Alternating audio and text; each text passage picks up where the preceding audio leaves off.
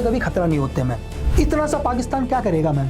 ये है एक प्रॉक्सी। आप पाकिस्तान को इतना सा बता रहे हैं। अब भूसे की रोटी खा रहे हैं ना कई जगह में। खतरा इनसे नहीं है, खतरा है मैम जो बैक में बैठे हुए हैं, जो पीछे से बैठे हुए हैं, जो करोड़ों की फंडिंग इनको देते हैं। आज आप रशिया यूक्रेन देख रहे हैं, अब आप सीरिया देख रहे हैं मैम, आज आप इजराइल को देख रहे हैं। डिस्टर्ब है ना इजराइल भी, लगातार चल रहा है, कभी ईरान के साथ, कभी गाजा के साथ। ईरान भी बहुत डिस्टर्ब है। बांग्लादेश की गवर्नमेंट गिराई, बिल्कुल गिराई।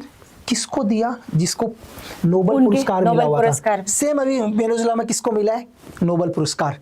आप दिमाग देख रहे हैं पैटर्न। लेकिन वो अभी तक उनको सत्ता नहीं सौंपी। देने उसी को है ना मैम, आज नहीं तो कल सत्ता सौंप देंगे मैम। अच्छा, आप कह रहे हैं जो नोबेल पुरस्कार विजेता है, जो अभी जो जिनको मिला है, उनके हाथ में सत्ता, उनके हाथ मारिया के हाथ में सत्ता जानी है उनकी, अमेरिका की। ऐसा नहीं है, वेनेजुएला तो अभी दिख रहा है मैम आपको। 1989 के अंदर कौन सा देश है मैम, मेरे दिमाग से नहीं उतर रहा है, बेलेना कोई देश है, जस्ट मेरे नाम से उतर गया। सेम अमेरिका ने क्या किया मैम, उनके राष्ट्रपति को भी कैप्चर किया, लास्ट में जेल डाला और वो जेल के अंदर खत्म हो गए। 2003 में इन्होंने क्या किया, सद्दाम हुसैन को उठाया, फांसी दी। 2022 में इन्होंने क्या किया, ये एक और प्रेसिडेंट को उठाया। तो इनका यही है मैम, और ये भी जेल चले जाएंगे, कभी बाहर आएंगे नहीं मैम। तो आप कह रहे हैं कि ये नोबेल पुरस्कार विजेताओं को सत्ता सौंप रहे हैं, अमेरिका सौंप रहा है दुनिया को। ये मैम वो नोबेल पुरस्कार दुनिया के लिए है। अच्छा मैम, महात्मा गांधी जी ने अहिंसा का पाठ किया, पूरी दुनिया में किया मैम, पूरे वर्ल्ड में किया। मैं कहता हूँ शायद महात्मा गांधी जी चाहे कुछ भी हो, बोला एक अहिंसा की तो बात करी ना, उनको माने जाते महात्मा गांधी तो अहिंसा के पुजारी माने जाते। उनको क्यों नहीं दिया नोबेल पुरस्कार मैम दुनिया के अंदर? ये बताइए ना मैम। ये शांति पुरस्कार, ये दिखाना सिर्फ दुनिया को, ये सारे के सारे क्या हैं, ये CIA के एजेंट है मैम। तो ये ट्रम्प जो खुद शांति पुरस्कार लेना चाह रहे थे, नोबेल का शांति पुरस्कार, जो इस तरह की जो कार्रवाई की है जो उन्होंने वेनेजुएला में, ये इसका दुनिया भर में विरोध हो रहा है। मतलब मुझे लग रहा है कि रूस और चीन ने इसका विरोध किया है, और भी कई देश इस पर चुप हैं, जो बोल नहीं रहे लेकिन उनका विरोध है एक तरह से। तो ट्रम्प के इस तरह के कार्रवाई, अमेरिका की कार्रवाई में मैं कहूँ कि ये तानाशाह वाला रवैया नहीं है इनका मैम। दुनिया का एक दस्तूर है मैम, ये लोगों को समझ में आ जाना चाहिए, हमें भी समझना चाहिए कि दुनिया में अगर सेफ रहना है तो ताकतवर बनो मैम। ताकतवर के लिए दुनिया में कोई लॉ नहीं लगते हैं मैम, उसके लिए कोई इंटरनेशनल लॉ नहीं लगता, कोई इंटरनेशनल कानून नहीं लगता, कोई मानव अधिकार नहीं लगता। अगर खुद को और अपने देश को बचाना है तो पहले एक चीज़ समझ लो, ताकतवर बनना है। ताकतवर कैसे बनोगे मैम? आपकी इकोनॉमी सुपर स्ट्रांग होनी चाहिए मैम। तो हम तीसरी अर्थव्यवस्था तो बन ही गए, बन रहे हैं, तभी तो डिस्टर्ब हो रहा है ना मैम। तो आप क्या कहना है कि जैसे जैसे हम पायदान पर ऊपर जाएंगे तो और दिक्कतें आएंगी? निंदा सब करेंगे, देखो क्या होता है, निंदा सब करेंगे, एक्शन कोई नहीं लेगा। हम भी करते हैं ना, दो लोग पीट रहे होते हैं, दो पीट रहे होते हैं, हम कहते हैं बहुत गलत हुआ तेरे साथ, लेकिन हम नहीं जाते बीच में। दुनिया में कुछ भी होगा निंदा सब करेंगे मैम, लेकिन आपके साथ कोई खड़ा हुआ नहीं दिखेगा। आपको स्टैंड लेते हुए, स्टैंड आपको खुद लेना पड़ेगा। ये जितनी जल्दी सीख जाओ हम सबके लिए अच्छा है, बस कि जो करोगे आप खुद ही करोगे। निंदा पूरा विश्व करेगा मैम। क्यों मैम? फिजी की गवर्नमेंट गिरी थी, रबुका ने गवर्नमेंट गिराई थी ना फिजी की, एक लोकतंत्र को खत्म किया था। निंदा तो पूरी दुनिया ने करी मैम, पूरी दुनिया ने निंदा करी ना। लास्ट में फिजी में लोकतंत्र कौन लाया? लोकतंत्र हम ही लाए मैम, हिंदुस्तान ही लाया, महेंद्र पाल चौधरी को प्राइम मिनिस्टर बनाकर। अभी आप भारत की हम रणनीतिक सुरक्षा की बात करें तो आपको सबसे ज्यादा खतरा बांग्लादेश से है, पाकिस्तान से है, या CIA से है? मैम देखो, ये तो प्रॉक्सी है मैम, मोहरे कभी खतरा नहीं होते मैम। मोहरे मतलब बांग्लादेश पाकिस्तान मोहरे हैं। मैं बांग्लादेश क्या करेगा मैम? मुझे एक चीज बताओ ना, बांग्लादेश, जिस बांग्लादेश को हमने ही आजाद करवा के उनको दिया है मैम, वो क्या करेगा? इतना सा पाकिस्तान क्या करेगा मैम? ये है एक प्रॉक्सी। आप पाकिस्तान को इतना सा बता रहे हैं, पाकिस्तान सुनेगा तो कहेगा लकी बीच हमें इतना सा बता रहे हैं। अरे मैम, इतना सा पाकिस्तान है मैम, है ना? इतना जो एड फंडिंग पर जिंदा है, जो इनकी एड फंडिंग बंद कर दो मैम, कल पाकिस्तान खत्म मैम।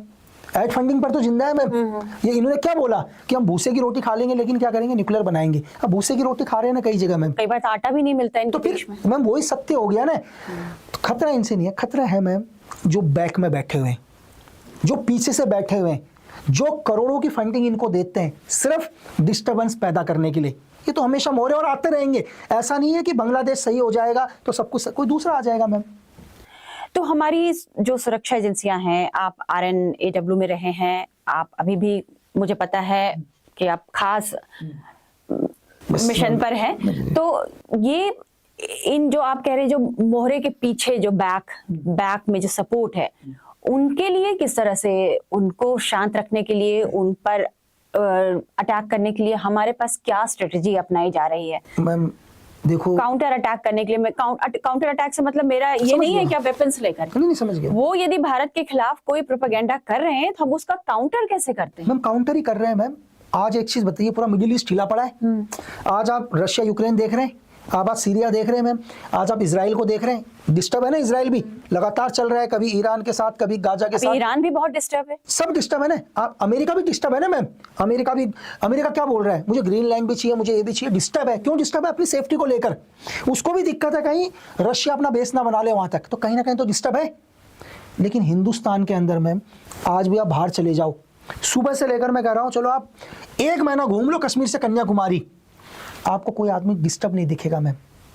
सब अपना काम कर रहे हैं, शांति से जा रहे हैं, क्योंकि जितनी टेंशन है ना मैम, वो हमारी सिक्योरिटी एजेंसीज वो इस देश के लीडर ने ले रखी है। वो टेंशन नहीं आने दे रहे, तो इससे बड़ी सिक्योरिटी की गारंटी क्या होगी मैम? 24 घंटे जो हमारी सिक्योरिटी फोर्सेस हैं, लेकिन सारी टेंशन उन्होंने ले रखी है ना मैम, हमारे लीडर्स ने ले रखी है। तो जब आप खुल के बिल्कुल हम बढ़िया तरीके से आप पॉडकास्ट कर रहे हैं मैम, इतनी बढ़िया तरीके से, क्या हमने कोई सिक्योरिटी लगाई है बाहर? तो हम बिल्कुल सेफ हैं, हम कभी टेंशन, आप आराम से अपने घर जाते हैं कल भी, और आप कल के लिए आप कल दोबारा क्या कहते हैं टाइम्स नाउ में आते हैं, आपको शाम को पता होता है ना टाइम्स नाउ में आ रहा हूँ। बिल्कुल, हमें तो कोई खतरा नहीं है। बांग्लादेश में पूछ लो, पाकिस्तान, उनको कहता है पता ही नहीं है कल जा भी सकते हैं या नहीं जा सकते, तो इसको बोलते हैं खतरा मैम।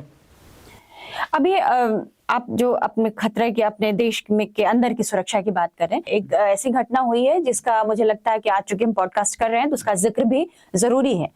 2020 में दिल्ली में दंगे हुए, उसमें 2 आरोपी थे, उमर खालिद और शर्जील इमाम।